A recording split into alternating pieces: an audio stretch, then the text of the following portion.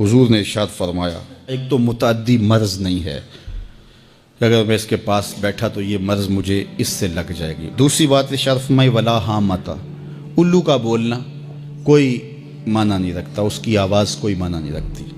تیسری بات فرمائی اور نہ ہی ستاروں کی کوئی تاثیر ہے کہ فلاں ستارے کا یہ اثر ہے۔ اقبال کہتا ہے یہ ستارے میری قسمت پر کیسے اثر انداز ہوں گے جو خود افلاک میں زار و زبوں گھوم رہے ہیں۔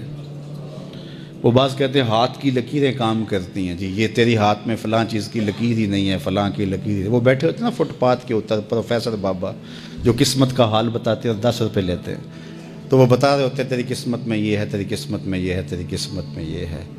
وہ کسی نے کہا قسمت تو ان کی بھی ہوتی ہے جن کے ہاتھ بھی نہیں ہوتے۔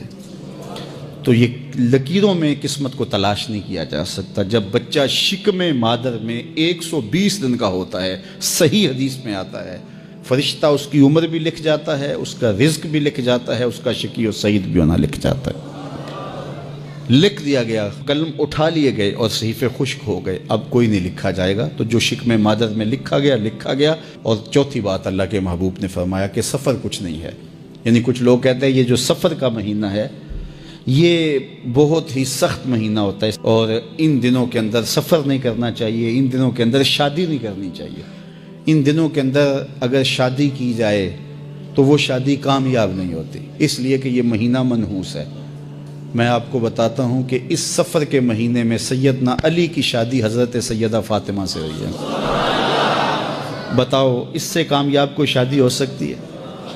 کوئی کہتے ہیں جی اس مہینے میں اگر شادی ہو تو اولاد نہیں ہوتی۔ حضرت علی اور سیدہ فاطمہ کی شادی ہوئی ہے، حسن اور حسین پیدا ہوئے ہیں، ایسے کوئی بیٹے تو لاؤ زمانے میں۔ حضرت زینب رضی اللہ تعالی عنہا اور حضور کی شادی ماہ صفر المظفر میں ہوئی ہے۔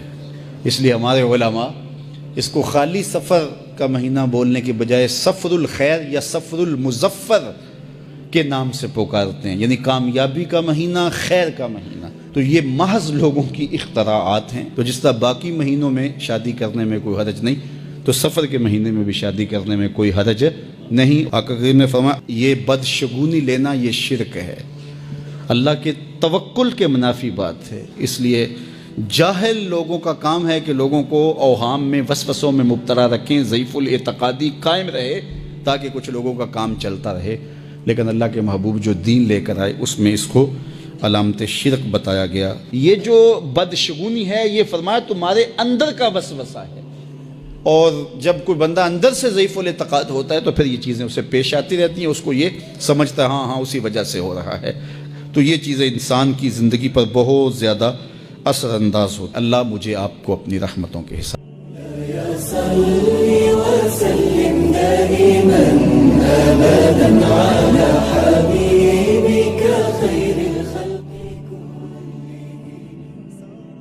بدشگونی لینا یہ بہت سارے معاشروں میں اور تہذیبوں میں مروج تھا اور اب بھی مروج ہے، لیکن اسلام نے اس کی نفی کی ہے۔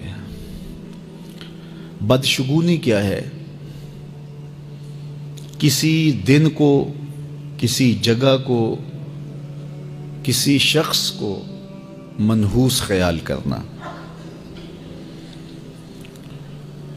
بعض لوگ جانوروں کے بولنے سے بدشگونی لیتے ہیں کہ الو بول پڑا ہے تو یہ کام ہم نے نہیں کرنا، بلی نے راستہ کاٹ دیا ہے تو یہ کام ہم نے نہیں کرنا۔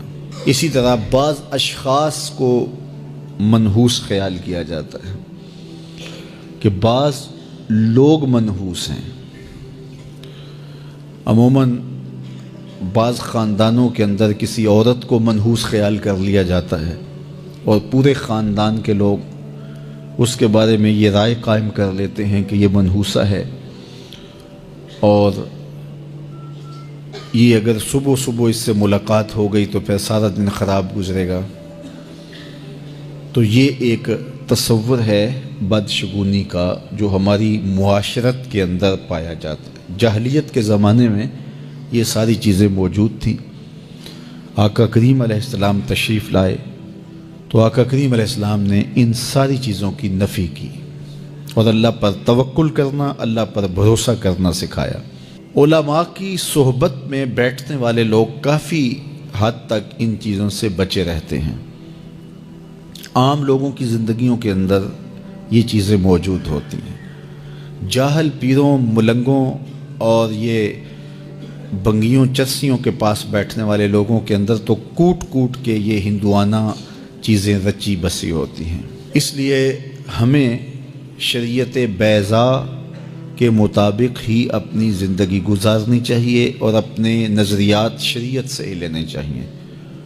اہل علم کی صحبت میں بیٹھنے سے نور ملتا ہے اور حقیقی رستہ نصیب ہوتا ہے۔ تو کسی کو منحوس قرار دے دینا یہ ہماری اپنی اختراع ہوتی ہے، ہمارا اپنا وسوسہ باطن ہوتا ہے۔